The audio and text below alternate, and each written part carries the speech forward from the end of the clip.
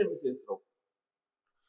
అప్పు ఇచ్చిన వాడిని మీరు గనక ప్రెజర్ చేస్తే నామ్స్కి విరుద్ధంగా మీరు వ్యవహరించినట్టు అని చెప్పి ఆర్బీఐ చెప్తుంది.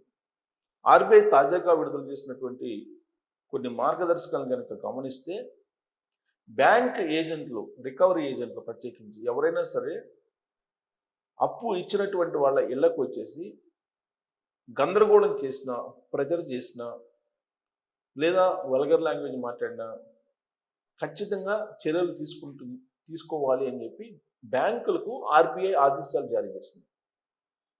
బ్యాంకులు ఏం చేస్తున్నాయి? లోన్లు ఇస్తున్నాయి. ఈ లోన్ల రికవరీ చేయాలి. రికవరీ చేయడానికి రికవరీ ఏజెంట్లు పెడతారు.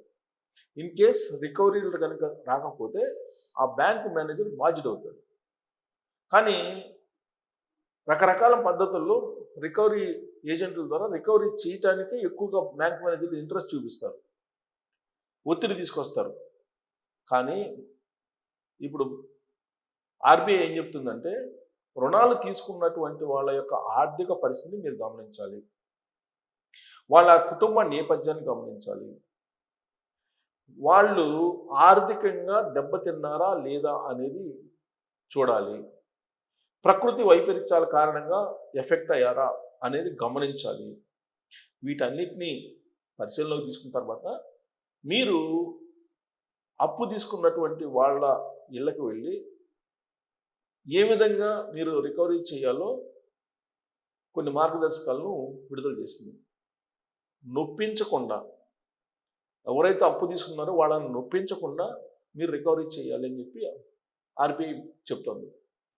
మరి కొత్త మార్గదర్శకాల ప్రకారం బ్యాంకు లోన్ తీసుకున్నటువంటి వాళ్ళు ఎవరూ కూడా ప్రెజర్ చేయకుండా కట్టే పరిస్థితి ఉండదు. ఒక్క ఎంప్లాయీస్ తప్ప, అంటే డైరెక్ట్ ట్యాక్స్ పేయర్స్ తప్ప, ఇండైరెక్ట్ ట్యాక్స్ పేయర్స్ ఎవరు కూడా ప్రెజర్ చేయకుండా ఈఎంఐలు కట్టే పరిస్థితి లేదు.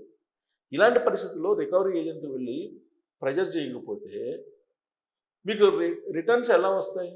మీకు ఏ విధంగా మళ్ళీ రుణాలు రికవరీ అవుతాయి అని అంటే రికవరీ కావు. రకరకాల మెథడ్స్ను ఉపయోగిస్తారు రికవరీ ఏజెంట్లు. కానీ ఇక నుంచి ఆ మెథడ్స్ను ఉపయోగించడానికి లేదు. ప్లస్ వాళ్ళకి గౌరవం ఇవ్వాలి.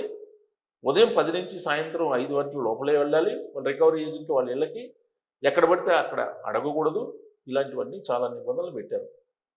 మరి ఈ నిబంధనలను పాటిస్తూ రికవరీ ఏజెంట్లు రుణాలు తీసుకున్నటువంటి వాళ్ళ దగ్గర రికవరీ చేసేటువంటి అవకాశం ఉందా అనేది మీరే తెలియజేయచ్చు. Thank you.